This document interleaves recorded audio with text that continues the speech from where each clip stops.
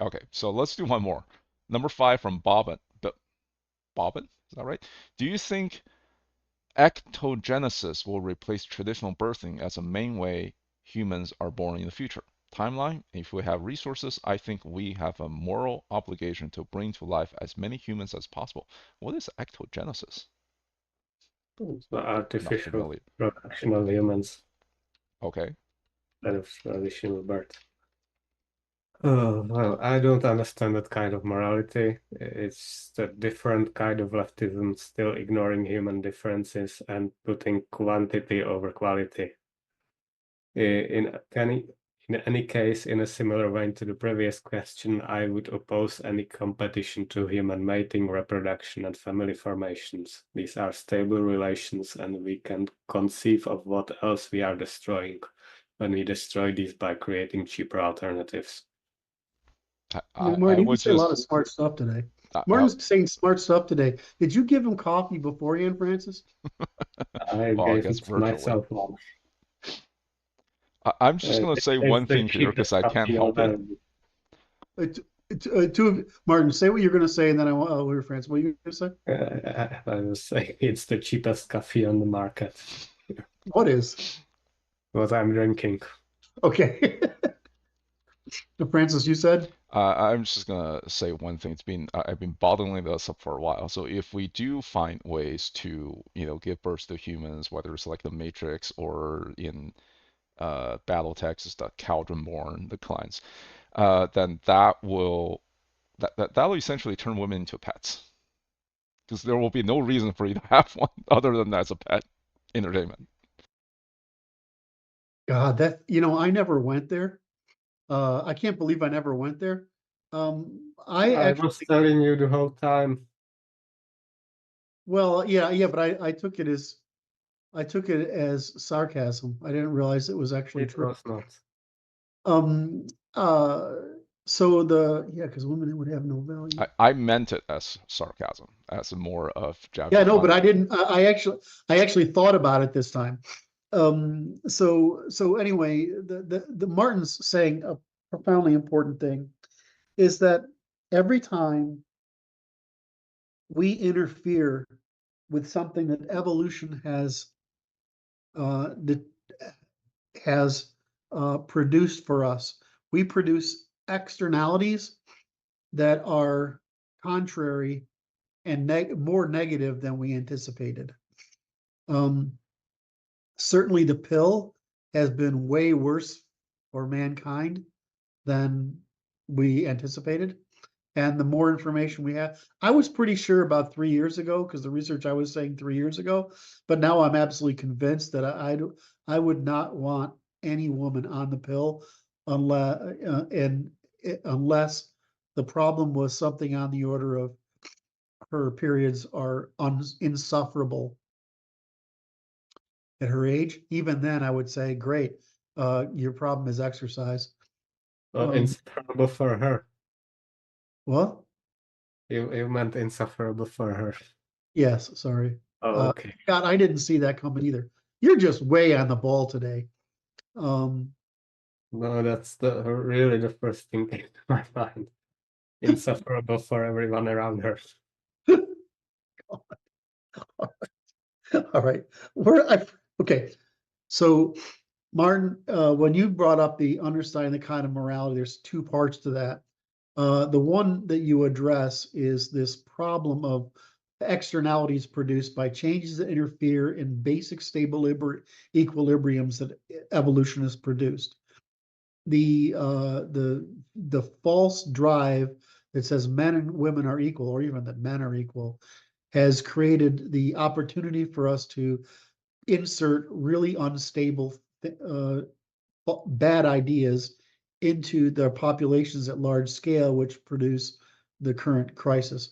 Even in the current crisis, we're not sure how much of the problem of female behavior is just the effect of the pill and the effect of other women be affected because they're so adaptive to the behavior of women who are on the pill. We don't know what that is, but everything I find seems to convince that the pill is really bad. Um, So it's bad for, it looks like the pill is bad. It looks like hubris when we interfere with intersexual relations is really bad. Well, my argument is really just don't play God. That's all it is. Okay, yeah, but I want to get to this. I want to address the spectrum, Yeah. so that we have something to attack rather than an abstract. So that's really good. The second morality, which you brought up, is that why do you think it's moral to have all the children we should have? Well, I'm not sure that's true. I'm sure that good people should have all the children they can have, right? And that we would like the bad people not have any. And then the second thing is to say it's at least important to have replacement value unless we alter society dramatically so that we can have less than replacement value or more. So that is a different course of morality. No, And it's not. What do you mean by replacement value? did I say value? Right. Uh, It's not necessarily bad if population goes down for a while. It's not bad. As a matter of fact, I think the USA has about 100 million too many people in it. Oh, you mean replacement rate? Replacement rate, yeah. So Oh. if I said value, I'm sorry. The economist slipping out instead of the biogeneticist. So the third problem is this one of what is the consequence of this the use of, what do we call them, birthing machines. Well, first of all, the guys are laughing about this, but it would reduce the value of women to nice to have. Right? That would be the value of it, because yeah, that would be bad. The second, however, the flip side is that if you there's options that are available. First of all, that there you do make the childbearing experience less risky for the woman, which though it's arguably not that risky today. And you do make it easier for her to have children by basically shopping for one. And it should be easier, I don't know if this is true or not. It should be easier to produce children without birth defects. And it should be easier to engage in biological engineering of better people. And this is because But it's another kind of worms. right. I mean, I'm getting there. I'm tying it back to your original argument, which is, so the problem in all of these things is that as someone who wants to know rather than suspect, I would like to see the research move forward. On the consequence, the reverse is that whenever we develop a technology, it has both positive and negative secondary effects. And I suspect that it's pretty expensive. It always would be expensive. It would be a luxury item for people with a lot of money.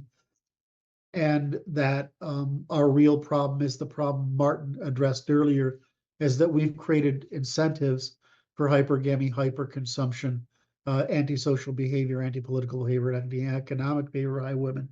And we need to change the instructions and restore the natural form of reproduction. Now, this leads to this next question is, what is the natural form of reproduction? It's actually matrilineal, even if it's patriarchal, meaning that that humans naturally produce serial monogamy, where only external advantage produces long-term monogamy. So it wasn't until agrarianism that serial monogamy, when serial monogamy is important because men will kill over access to mates over any other cause by orders of magnitude. So we had serial monogamy in order to not have that. But even the Irish didn't give up serial monogamy until the 1800s, and the Jews didn't give up serial monogamy until the 1500s. And so it might be that serial monogamy, if we can afford it, is actually how things work. And in that case, the economics of the future change a lot.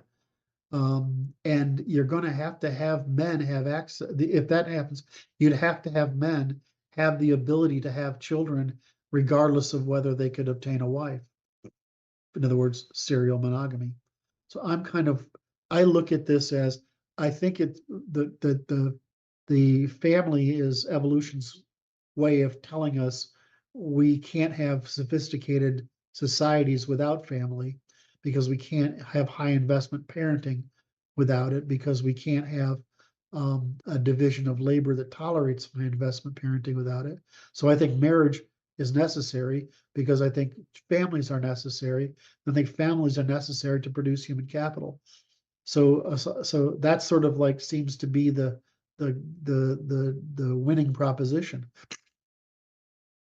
So I think we may have to go that direction. However, since my job is to state what possibilities are, and right, that when this is a via positiva, not a negativa, I would say that, well, if we go back to serial monogamy, as long as men and women have equal access to the production of families, I don't think it's possible, and it's bad, and especially since men tend to raise better families than women do. Well, so initially I was just joking that if we have ectogenesis, or what do you call it, affordable ectogenesis, then women, it'll just reduce women to the status of pets. I think it'd be worse even for them, is that right now, of course, conservatives we're already seeing this. I was surprised because somebody mentioned it, but I want to look at it. It's looking like conservatives are outbreeding progressives already, and progressives are going extinct. Well, what would happen if men had access to produce a generation of children that includes sons and daughters, but daughters weren't raised by these broken women? In other words, you might have a better relation, another Well, better family system. I was gonna say that there's several things I would predict, right? Well, one, then that's a woman's pet thing, and two, probably the only female gene that end up surviving are essentially supermodels.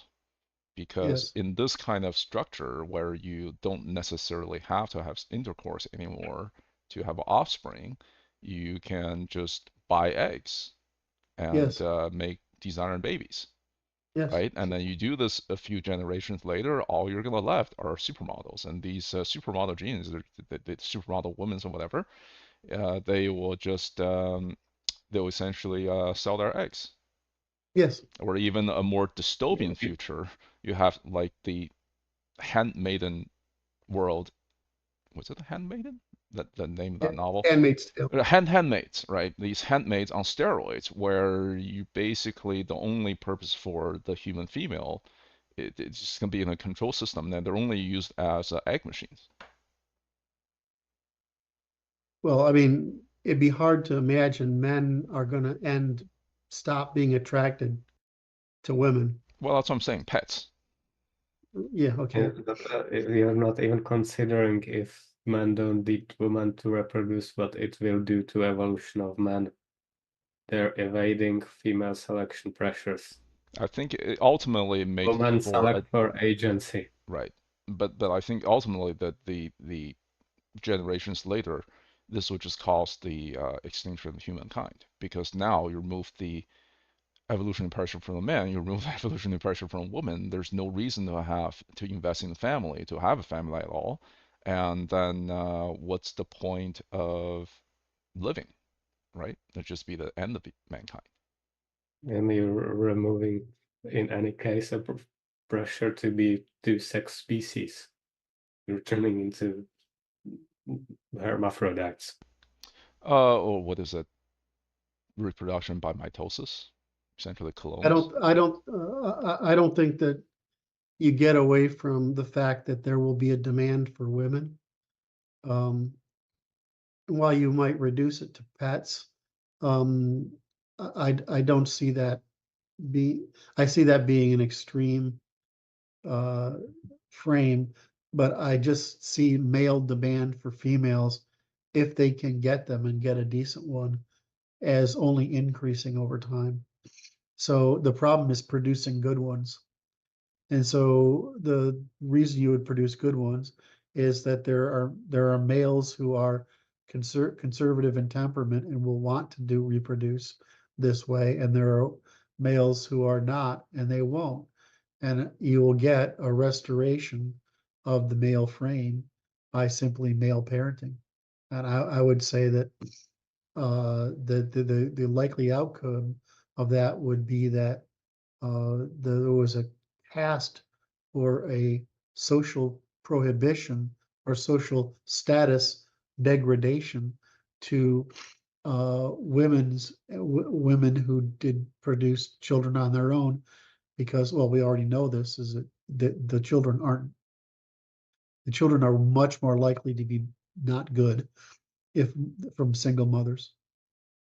So we can incentivize all of that without trying extremes like this, completely replacing Right. women. This is going back to Martin's original argument that it's just a matter of correcting incentives and ending the lies.